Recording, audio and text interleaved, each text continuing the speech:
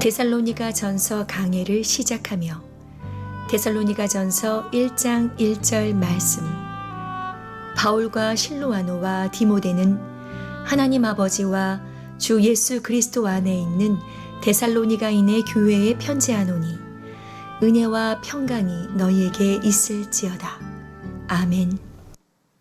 오늘도 참 행복한 주일입니다. 3부 예배 하나님을 경배하려고 예배당에 오신 여러분, 또 지금 이 시간에 인터넷을 열어 하나님께 예배 드리고 계신 여러분, 신령과 진정으로 예배 드리는 여러분들과 주님이 이 시간에 함께 계심을 믿습니다. 아멘. 오늘부터 데살로니가 전서 강해를 시작하겠습니다. 우리가 신앙생활 하면서 하나님의 말씀을 바르게 아는 것이 절대적으로 필요합니다. 그런데 우리가 하나님 말씀을 들을 때 어떤 때는 성경의 이 부분에서 몇 구절 가지고 말씀을 듣고, 그 다음 시간에는 성경의 또 다른 부분에서 한 몇 구절 가지고 말씀을 듣고, 이렇게 하는 것도 우리에게는 유익하기는 하지만 성경의 특정한 한 책을 처음부터 마지막까지 한 구절도 빠짐없이 강해 설교 형식으로 듣는 것은 성경을 전체적으로 바르게 이해하는데 큰 유익이 있습니다. 그러므로 오늘 데살로니가 전서 강해를 시작하면서 첫 시간부터 잘 귀담아 들으시면 여러분들이 하나님의 말씀이 열리고 성경 말씀을 더 깊이 깨닫게 되는 복과 은혜가 임할 줄로 믿습니다. 특별히 데살로니가 전서는 예수님의 재림에 대한 여러 가지 궁금증을 풀어줍니다. 자, 여러분, 주님의 재림을 믿으십니까? 주님 재림 때 어떤 일이 일어나는지 좀 더 알고 싶으시면 아멘. 우리는 재림에 대한 관심이 있어야 합니다. 이 데살로니가 전서의 배경은 데살로니가 교인들이 여러 가지 신앙의 질문이 있었습니다. 그리스도께서 재림하실 때 이미 세상을 떠난 자들과 살아있는 자들은 어떻게 되는가? 또 지금 살아있는 자는 그리스도의 재림을 어떻게 준비하며 살아야 하는가? 이런 질문이 있었는데 여기에 대한 대답을 데살로니가 전서는 주고 있습니다. 오늘은 데살로니가 전서를 잘 이해하도록 돕기 위해 필요한 서론적 이야기를 하려고 합니다. 먼저 데살로니가 전서는 첫 번째 누가 기록했는가? 두 번째 누구에게 쓴 편지인가? 세 번째 언제 어디서 기록했는가? 네 번째 기록한 목적은 무엇인가?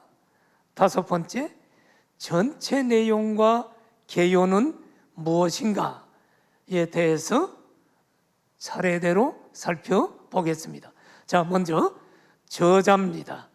데살로니가 전서 누가 기록했나요? 데살로니가 전서의 저자는 사도 바울입니다. 성경 내적인 증거가 있어요. 데살로니가 전서 1장 1절을 보면 이런 말이 나오죠. 바울이 편지하노니. 누구에게 편지해요? 데살로니가인의 교회에 편지하노니. 그러므로 데살로니가 전서는 성경을 보니까 바울이 편지 형식으로 쓴 하나님의 말씀입니다. 그러니까 저자는 바울입니다. 데살로니가 전서 2장 18절을 보더라도 분명히 이렇게 얘기합니다. 나 바울은 지금 데살로니가 전서를 쓴 저자가 나 바울이다. 나 바울은 한 번, 두 번 너희에게 가고자 했으나 나 바울이 데살로니가 교인들 너희들에게 내가 한 번, 두 번 가려고 했다. 지금 데살로니가 전서의 저자는 바울임을 성경은 이야기합니다. 그러나 데살로니가 전서 역시 하나님의 성령의 감동으로 기록되었기 때문에 원 저자는 하나님이시죠. 그러나 인간 저자는 바울입니다. 그러면 오늘 첫 시간에 데살로니가 전서를 쓴 저자 바울에 대해서 조금 좀 살펴보는 것이 필요하겠죠. 바울에 대해서 많이 알지만 저자 바울에 대해서 어디서 출생했으며 그는 어떻게 살았는지 한번 정리해 봅시다. 먼저 바울은 로마의 식민지인 길리기아의 수도 다소에서 태어났어요. 사도행전 22장에 나오죠. 다소 출신입니다. 그는 베냐민 지파에 속한 히브리인입니다. 베냐민 지파는 누가 베냐민 지파일까요? 이스라엘의 초대왕 사울 왕이 베냐민 지파죠. 그러니까 이 사도 바울은 왕족이라고요. 왕족. 예? 베냐민 지파에 속한 히브리인으로서 그는 태어나면서부터 로마 시민권을 가지고 있었던 것을 사도행전 22장을 보면 알 수가 있습니다. 그리고 사도 바울은 가말리엘이라고 하는 유명한 율법학자 문화에서 바리새인으로 높은 수준의 율법 교육을 받은 탁월한 유대인 종교 지도자였습니다. 이 바울이 기독교인들을 극심히 핍박했다가 다메섹 도상에서 극적인 회심을 하게 됐죠. 사도행전 8장 9장에 보면 여러분이 다 알잖아요. 기독교인들을 다 잡아다 감옥에 넣으려고 공문서를 받아서 다메섹까지 가는데 갑자기 찬란한 태양이 비치더니 두 눈이 보이지 않고 길바닥에 쓰러졌습니다. 그런데 갑자기 하늘 문이 열리면서 부활의 예수님이 나타나서 이렇게 말합니다. 사울아 사울아 왜 네가 나를 핍박하니? 누구십니까? 네가 핍박하는 예수니라. 그때 예수님이 부활의 주님이 메시아임을 알고 기독교로 개종하는 역사가 나타나죠. 이제 이 바울이 예수님을 믿고 회심한 후에 아라비아로 가서 3년간 훈련을 받은 후에 훌륭한 하나님의 일꾼이 되었습니다. 지금 아마 요 내용은 처음 듣는 사람도 있을 거예요. 잘 모르는 사람이 있을 거예요. 바울이 예수님 믿고 바로 여러분은 사역을 한 걸로 알고 있는데 성경을 보면 바울이 바로 사역한 것이 아니라 3년 동안 아라비아로 가서 신학 훈련을 받았어요. 예수님의 12 제자들은 예수님 살았을 때 3년간 따라다니면서 제자 훈련 받고 파송됐죠. 바울도 그냥 파송된 게 아닙니다. 바울은 예수님이 사생전에 제자 훈련 받은 게 아니라 부활의 주님으로부터 직접 제자 훈련을 받으면서 3년간 아라비아에서 훈련 받고 사역을 하게 되었다는 것입니다. 그 내용이 어디 있느냐? 갈라디아서 1장 17절 18절에 딱 나와 있어요. 자, 이제 훈련받고 사역을 하면서 1차, 2차, 3차 세 번의 세계 선교 여행을 통해 많은 교회를 세웁니다. 그런데 그를 시기하는 유대인들의 손에 예루살렘에서 붙들려서 재판받기 위해서 로마로 가게 되지요. 그리고 로마 감옥에서 2년 동안 가택연금을 당하는데 그때도 그리스도의 복음을 전했다라고 사도행전 마지막 장 28장에 기록되고 있는 것을 봅니다. 2년간의 로마 감옥에서 갇혀 있다가 나온 후에 그 뒤에 로마 감옥에서 석방이 되었지만은 다시 로마의 네로에 의해 2차로 로마 감옥에 투옥됩니다. 그리고 AD 67년경에 그는 목이 잘려 순교합니다.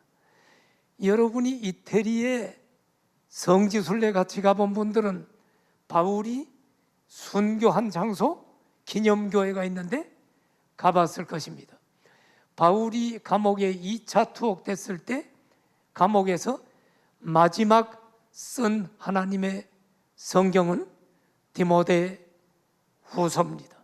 자, 데살로니가 전서의 저자는 정리하면 인간 저자는 바울이고 원 저자는 하나님이시다, 이렇게 정리하면 되겠어요. 두 번째, 데살로니가 전서의 수신자는 누굴까요? 편지 형식으로 썼죠.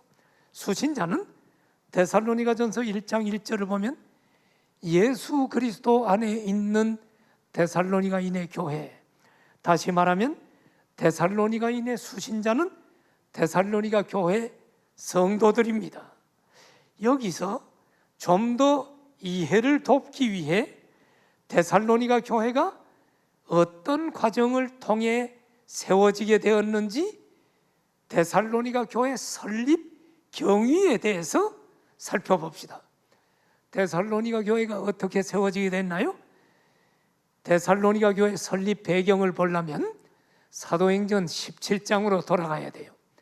사도 바울이 2차 선교 여행 때 세운 교회가 데살로니가 교회거든요. 그러면 2차 선교 여행의 지도를 잠깐만 보면서 설명을 하겠습니다. 자, 여기가 수리아의 안디옥입니다. 안디옥 교회에서 안수를 받고 선교사로 사도 바울은 파송됩니다. 그래서 더베와 루스드라를 가는데 이곳에서 디모데를 만나 디모데를 제자 삼아서 데리고 함께 갑니다. 그리고 그는 아시아에 복음을 전하려고 하다가 드로아에 왔는데 아시아에 복음 전하는 것을 성령님이 막았어요. 어떤 방법으로 막았는지는 우리는 잘 알 수 없지만 성경은 성령께서 아시아에 복음 전하는 걸 막았다고 합니다. 그래서 여러 가지로 힘쓰고 애쓰다가 이곳에서 환상을 보는데 환상이 뭐냐면 마게도니아 환상입니다. 마게도니아에 한 사람이 있어서 손짓을 하면서 이리로 마게도니아로 건너와서 우리를 도우라. 마게도니아가 어디입니까? 빌립보, 데살로니가, 베레아, 이 지금의 구라파 유럽 지역이 마게도니아입니다. 그리고 지금 이 지역은 지금의 터키 아시아 지역입니다. 여기는 지중해 지역, 여기는 에게해, 여기는 지금 유럽입니다.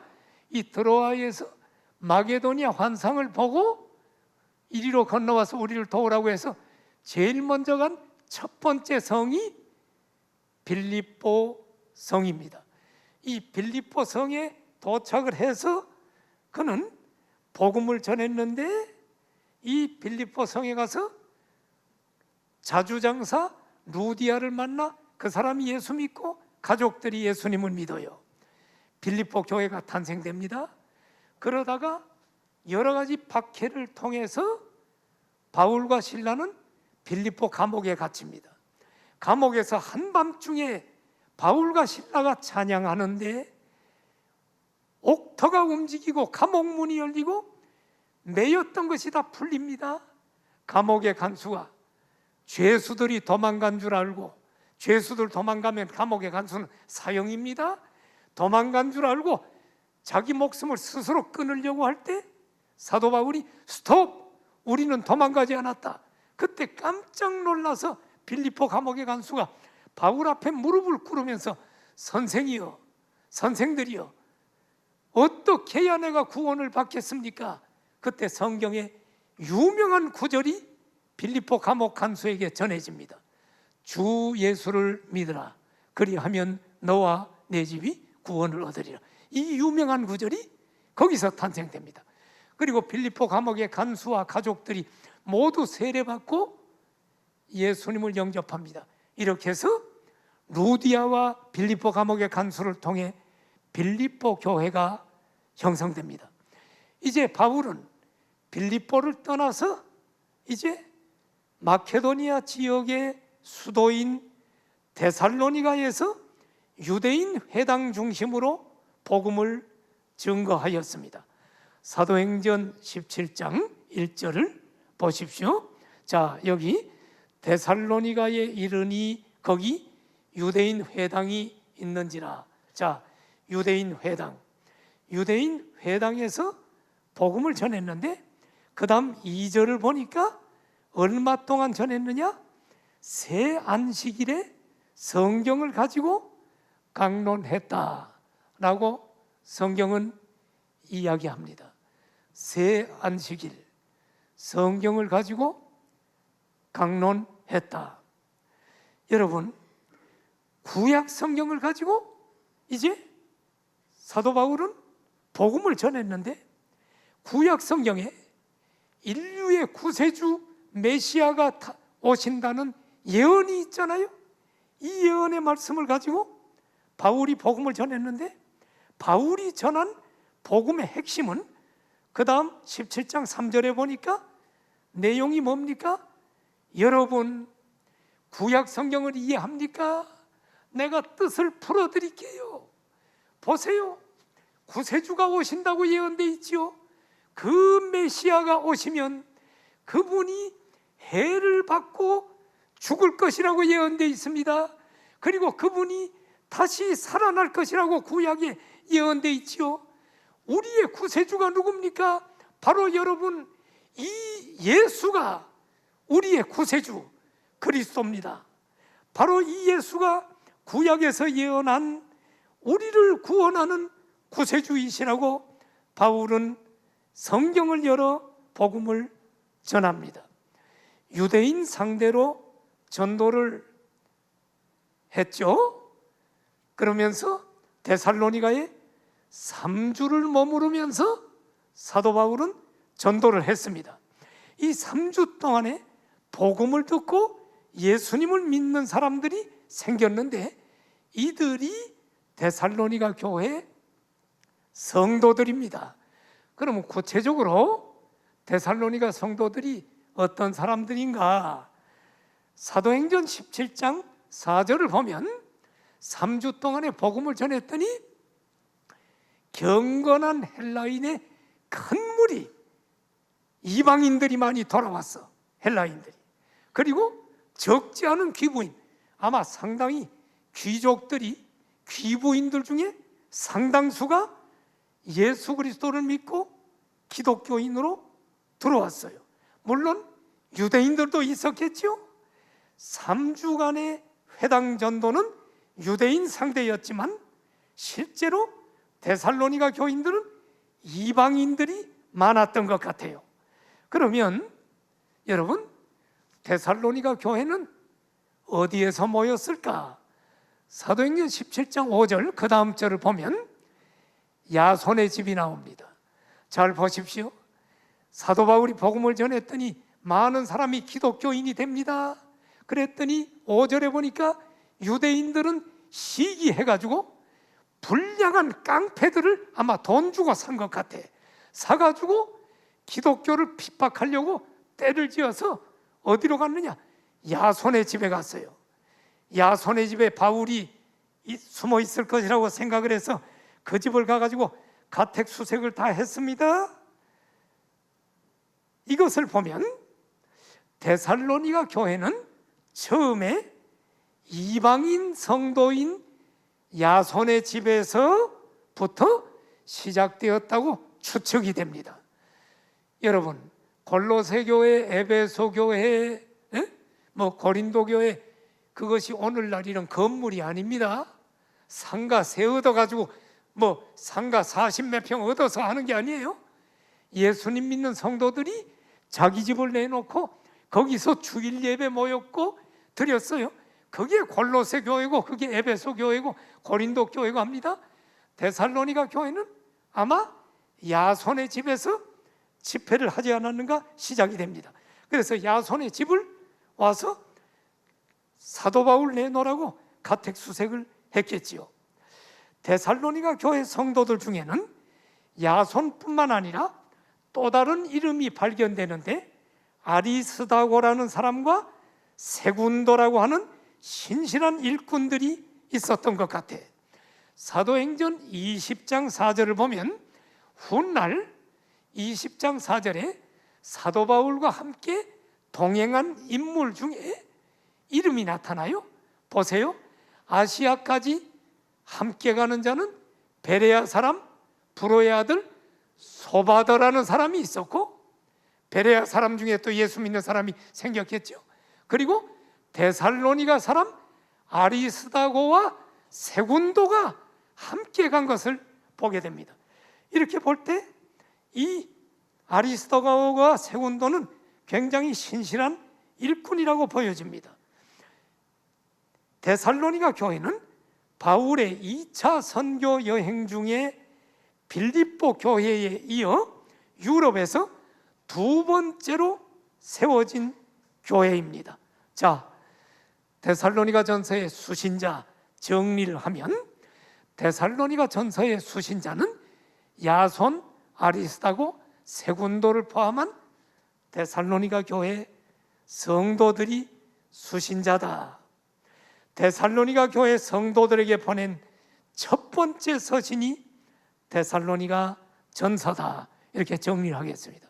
자, 이제 세 번째, 기록 연대와 기록 장소를 살펴봅시다. 데살로니가 전서는 바울이 2차 선교 여행 중인 AD 51년에서 52년에 고린도에서 기록했다라고 생각이 듭니다. 자, 좀 더 자세히 살펴봅시다. 바울과 실라와 디모데가 데살로니가에서 복음을 전하자 많은 이방인들과 유대인들이 기독교 복음을 받아들이고 교회가 생겼어. 이것을 보고 유대인들이 시기해서 불량한 사람들을 동원해 가지고 데살로니가 교회로 모였던 야손의 집에 침입해 가지고 바울 선교팀 일행을 끌어내려고 급습을 했죠. 다시 한번 사도행전 17장 5절 보면 분명히 나오죠. 유대인들이 시기해서 야손의 집에 침입을 했습니다. 그러나 바울 일행을 발견하지 못하자 그 다음 6절에 보니까 그들은 야손과 형제들을 끌고 아마 막 멱살 잡고 막 옷을 찢고 끌었을지 몰라요. 끌고 읍장들 앞에 가서 작은 소리도 아니고 소리 지르면서 천하를 어지럽게 하던 이 사람들이 여기도 이르렀다. 데살로니가까지 이르렀다. 자, 천하를 어지럽게 하는 사람들, 초대교회 기독교인들의 별명이 천하를 어지럽게 하는 사람들이요. 얼마나 기독교인들의 전도가 여러분 강했으면 이런 얘기를 할까요? 나는 오늘날 우리 기독교인들이 대한민국에 1000만 명이 있는지 800만 명이 있는지 모르겠는데, 정확한 숫자를 모르겠는데 너무 기독교가 세상에 지금 영향력이 없어. 초대교회는 소수의 기독교인들이 굉장한 영향력을 줬어요. 오직 하면 천하를 하늘과 땅을 어지럽게 한다고 그랬겠어요. 여러분, 예수님을 믿으면 모든 죄 용서받고 구원받아 천국 가지만 여러분이 믿지 않으면 영원히 불타는 지옥 형벌 받습니다. 이 복음을 전하지 않았겠어요? 예수 믿으십시오. 그랬더니 이 사람들은 기독교인들을 보고 천하를 어지럽게 하는 자들이래. 사실은 기독교인들은 어지럽게 하는 자가 아니라 어지러운 세상을 바로잡는 사람들이지. 근데 그들이 보기에는 자기들이 어지러운데 기독교인들이 바로잡으니까 어지럽게 하는 걸로 그들은 표현하는데, 어쨌든 여러분, 초대교회는 이런 영광스러운 명칭을 받았습니다.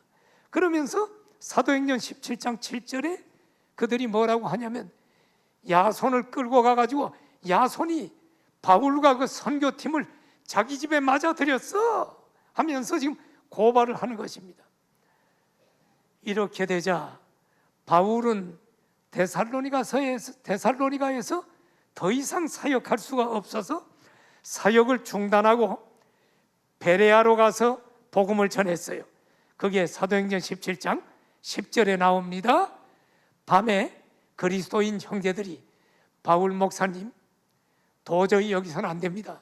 큰일 납니다. 지금 죽이려고 합니다. 그러니까 이제 빨리 베레아로 가십시오 해서 밤에 바울과 실라를 베레아로 보냈다라고 합니다. 자, 지도 한번 또 다시 봅시다. 자꾸 보면 지도가 눈에 들어와요. 지중해, 에게해, 여기는 지금 터키, 지금 아시아 지역, 여기는 구라파. 그런데 드로아에서 환상을 보고 빌립보에 가서 교회를 세우고 데살로니가에서 교회를 세웠는데, 또 유대인들이 시기해서 폭동을 일으키니까 밤에 베레아로 사도 바울을 가게끔 했다라고 성경은 기록합니다. 그런데 데살로니가에 있는 유대인들이 베레아까지 또 따라왔어. 바울의 복음 전도를 또 가로막아. 자, 17장 13절 봐요. 사도행전. 여기 보니까 데살로니가에 있는 유대인들은 바울이 하나님의 말씀을 베레아에서도 전한 줄을 알고 거기까지 또 따라와 가지고 사도 바울을 괴롭히려고 지금 하는 것을 보게 됩니다. 결국 믿음의 형제들이 사도 바울의 신변 보호를 위해서 바다로 가서 배를 타고 아덴으로 가도록 합니다. 그러나 실라와 디모데는 베레아에 남게 됩니다. 자, 그 다음 14절 15절을 봐요. 여기 보니까 형제들이 바울을 내보내서 바다로 가게 하되 실라와 디모데는 베레아에 머물렀다. 그리고 바울을 15절에 보니까 인도하는 사람들이 아덴까지 배 타고 가게 했다. 자, 다시 한번 지도를 보면 지도가 더 잘 보일 겁니다.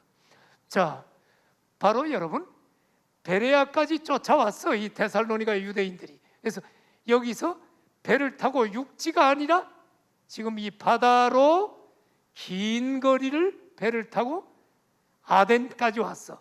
아덴이 지금의 아테네인데 성경에는 아덴이라고 되어 있죠. 같은 장소입니다. 이제 바울이 아덴까지 오게 된 것을 보게 됩니다. 이제 바울은 여러 가지 생각을 합니다. 데살로니가에서 3주라고 하는 너무 짧은 기간 동안 복음을 전하고 사역을 하고 불가피하게 데살로니가를 떠났는데 데살로니가 교회 교인들이 염려가 됐습니다. 유대인들의 소동과 핍박을 받으면서 이 데살로니가 교인들이 모처럼 신앙이 생겼는데 전부 다 신앙이 꺼질까 봐 바울은 염려가 됩니다. 그래서 디모데를 데살로니가로 보내서 디모데에게 데살로니가 교회 성도들의 상황이 어떤지 좀 알아보고 와라 해서 데살로니가전서 3장 2절에 보면 디모데를 데살로니가로 바울이 보내는 것을 보게 됩니다. 3장 5절에 보면 바울이 분명히 얘기하죠. 나는 참다 못하여 너희 믿음을 알기 위하여 디모데를 보내었나니. 바울이 지금 참다 못해. 야손의 집에 들어가서 바울 일행을 내놓으라고 불량배들 깡패들 동원해가지고 기독교 핍박하고 이걸 다 바울은 알잖아요. 그러니까 지금 데살로니가 교회 모처럼 복음을 전했는데 거기 기독교인들이 잘못될까봐 참다 못하는 이 목회자의 마음, 그러면서 그들 믿음이 꺼지지 않았는가 해서 디모데를 보내서 그들의 믿음을 알기 위해서 디모데를 보내었다는 것입니다. 그리고 얼마 후에 바울은 아덴에서 떠나 고린도에 머물며 복음을 전하게 되었습니다. 사도행전 18장 1절을 봐요. 바울은 아덴을 떠나 고린도에 갔죠. 지도를 한번 더 봅시다. 자, 아덴에서 고린도로 갔습니다. 자, 이 고린도에서는 바울이 꽤 오래 머물죠. 여러분 잘 아는 것처럼 고린도에서 누굴 만납니까? 브리스길라와 아굴라 부부를 만나서 천막 만드는 직업이 같아서 같이 일하면서 돈을 벌면서 선교하면서 고린도 교회를 세우게 되는 것을 보게 됩니다. 자, 이 고린도에 있을 때 디모데가 바울에게 돌아왔습니다. 그리고 데살로니가 교회에 소식을 전해줬습니다. 어떤 소식이었을까요? 참 좋은 소식을 가져왔습니다. 바울 목사님, 데살로니가 교인들이 핍박을 받았지만 신앙 꺼지지 않고요, 믿음과 사랑 안에서 잘 신앙이 자라고 있습니다. 3주밖에 사역을 안 했지만 믿음이 잘 자라고 있다는 소식을 전해주고, 데살로니가 교인들이 바울을 보고 싶어 한다라는 좋은 소식을 전해줍니다. 자, 데살로니가전서 3장 6절 봐요.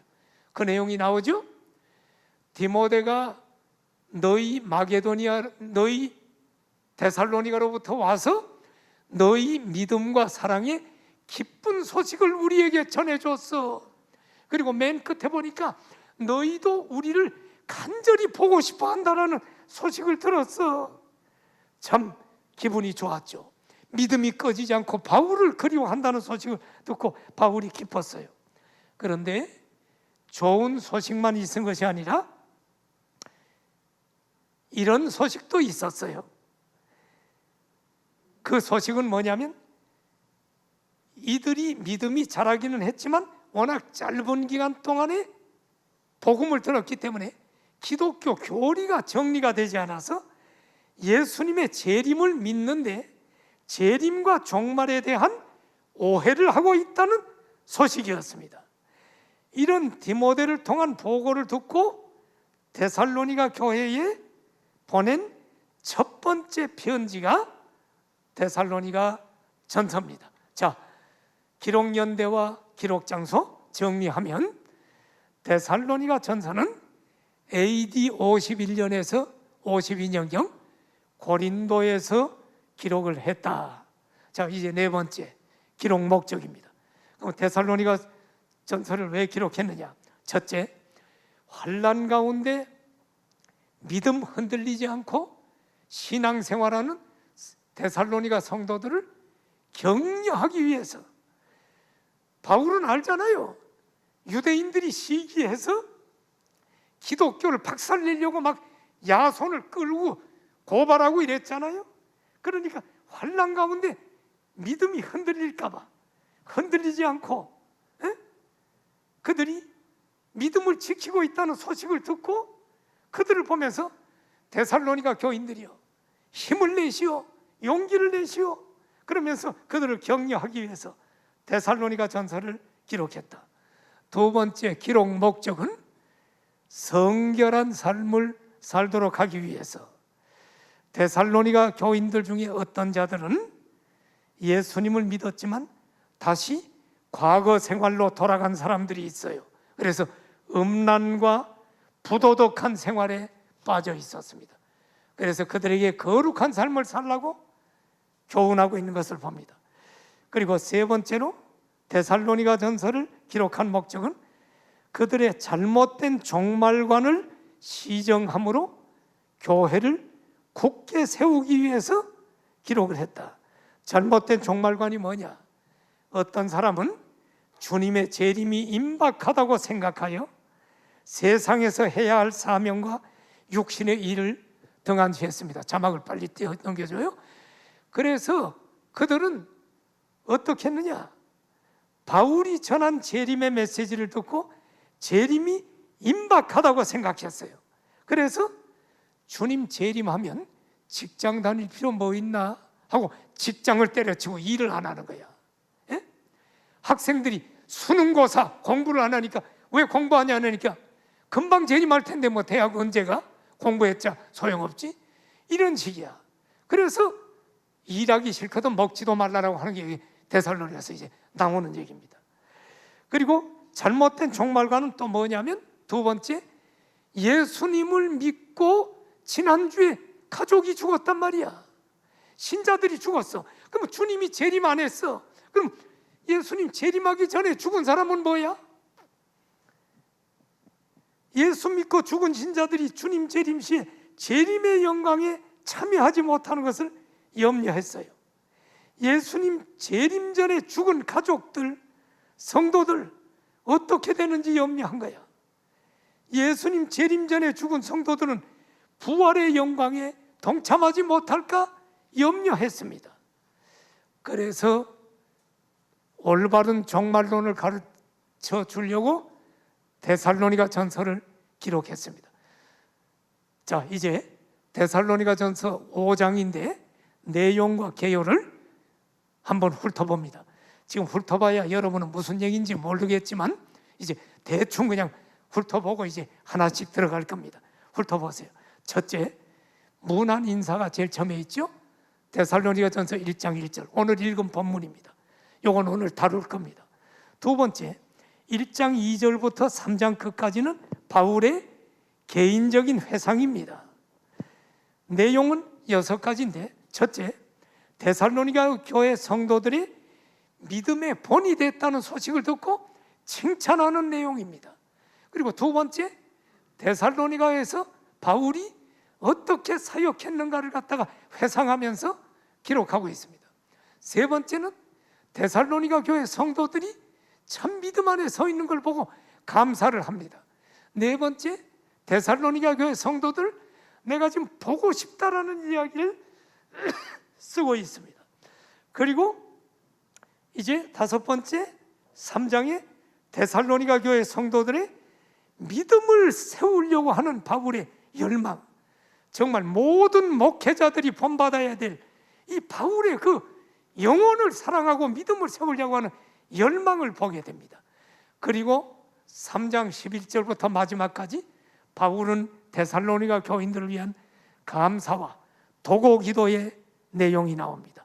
그러면서 이제 4장부터 구체적으로 어떻게 살아야 될까를 권면하고 있는데, 4장 5장에 첫째는 하나님을 기쁘시게 하는 삶을 살아라, 음란을 버려라, 거룩해야 된다, 이제 그 내용을 얘기합니다. 그리고 두 번째는 그리스도의 재림과 성도의 부활이 어떻게 이루어질 것을 이야기하면서 어떻게 살아야 될 것을 가르칩니다. 그리고 5장에 가서는 그리스도의 재림에 관한 교훈을 이야기하는데 특별히 두 가지를 여기서 이야기합니다. 첫째는 그리스도의 재림의 때와 시기에 대해서 얘기하고요. 두 번째는 재림을 맞는 성도의 자세는 어떠해야 되는가 구체적인 권면을 하고 있는 것을 보게 됩니다. 그리고 이제 5장 12절부터 28절은 마지막 권면과 인사인데, 마지막 권면은 5장 12절부터 22절, 이것은 마지막으로 이렇게 살라고 권면합니다. 그런데 여기에 유명한 권면이 나와요. 항상 기뻐하라, 쉬지 말고 기도하라, 범사에 감사하라, 이것이 너희를 향한 하나님의 뜻이니라. 유명한 성경 구절이 여기 데살로니가 교인들에게 마지막 권면 중에 나옵니다. 우리도 항상 기뻐해야 될 줄 믿습니다. 우리 범사에 감사하고 항상 쉬지 말고 기도해야 될 줄 믿습니다. 그러면서 5장 25절부터 28절은 마지막 인사와 축도로 데살로니가 전서를 마칩니다. 자, 내용이 끝났는데 오늘 읽어드린 데살로니가 전서 1장 1절을 간단하게 설명하고 말씀을 마치려고 합니다. 자, 여러분 다 같이 한번 읽어봅시다. 시작. 실루아노와 디모데는 하나님 아버지와 주 예수 그리스도 안에 있는 데살로니가인의 교회에 편지하는 은혜와 평강이 너희에게 있을지어다. 은혜와 평강이 너희에게 있을지어다. 이 말은 사도 바울 서신마다 나타나는 인사말입니다. 로마서를 봐도 서두에 은혜와 평강이 너희에게 있을지어다. 고린도전서를 봐도 은혜와 평강이 너희에게 있을지어다. 에베소서를 봐도 빌립보서를 봐도 은혜와 평강이 너희에게 있을지어다. 이게 사도 바울의 인사말의 서두입니다. 그러면 여러분, 은혜는 뭐고 평강은 뭔가? 은혜는 헬라어로 카리스라고 하는 단어인데, 은혜라는 단어의 뜻이 뭔 줄 아세요? 예? 은혜는 우리 보통 이제 설교 듣고 나면 은혜 많이 받았습니다 하는데, 그 말은 조금은 안 맞는 말이야. 예. 무슨 의미인 줄 알겠는데 안 맞는 말이야. 그런데 은혜라는 원뜻은 뭐냐면, 하나님께서 그리스도를 통해서 사람들에게 값없이 주는 호의, 값없이 주는 공짜 선물, 이게 은혜야. 하나님께서 누구를 통해?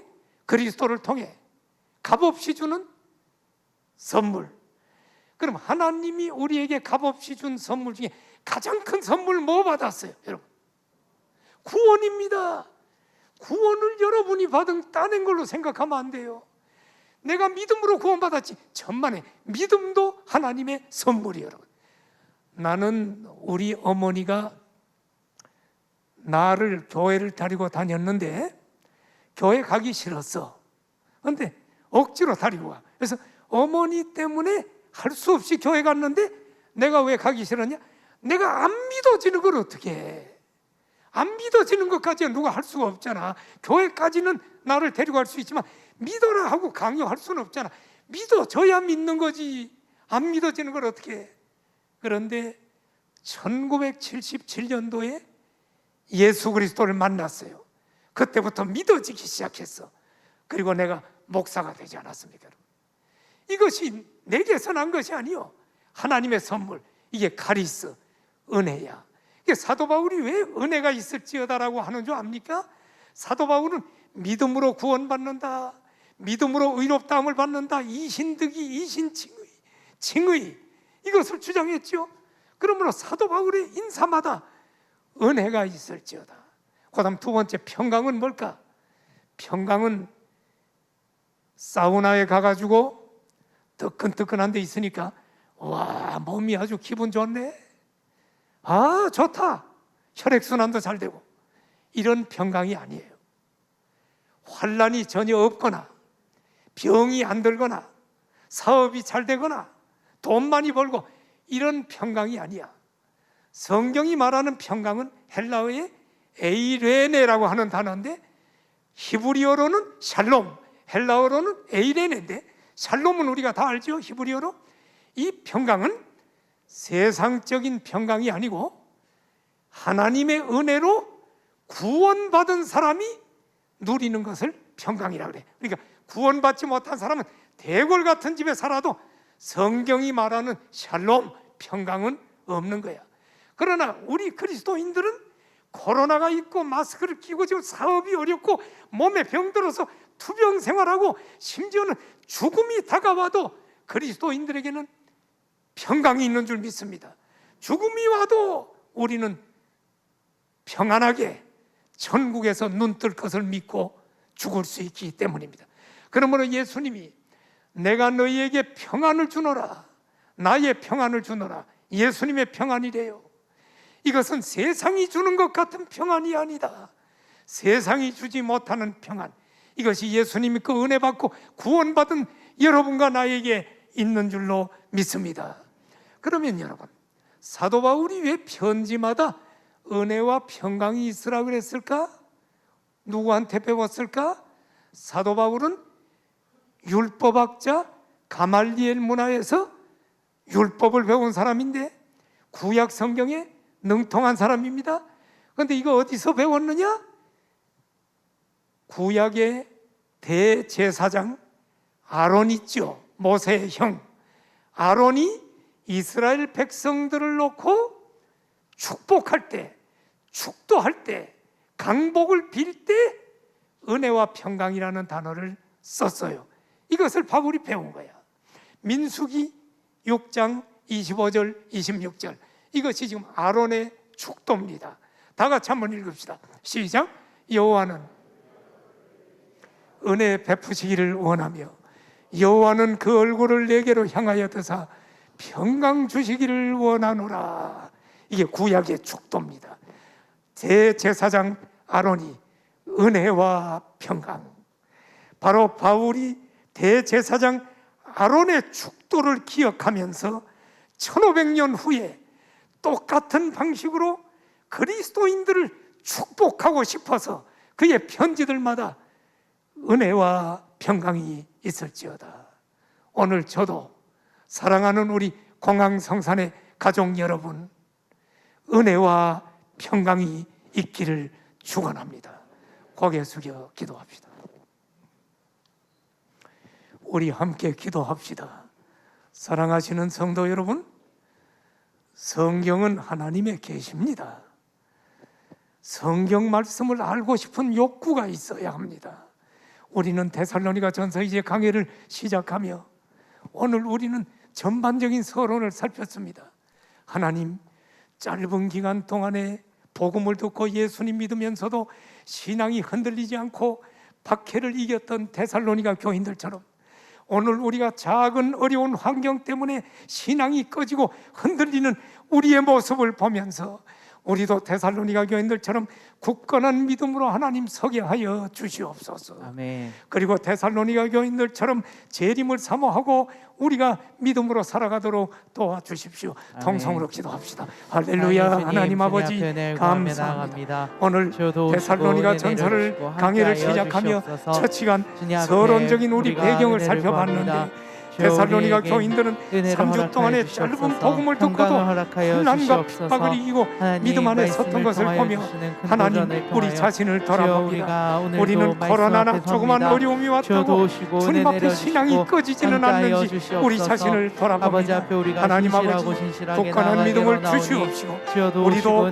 재림을 소망하며 다시 오실 주님을 소망하며 굳건히 서서 믿음으로 승리하게 하여 주옵소서. 우리에게도 은혜와 평강이 넘치게 하옵소서. 아멘. 예수님 이름으로 기도드립니다. 아멘. 아멘.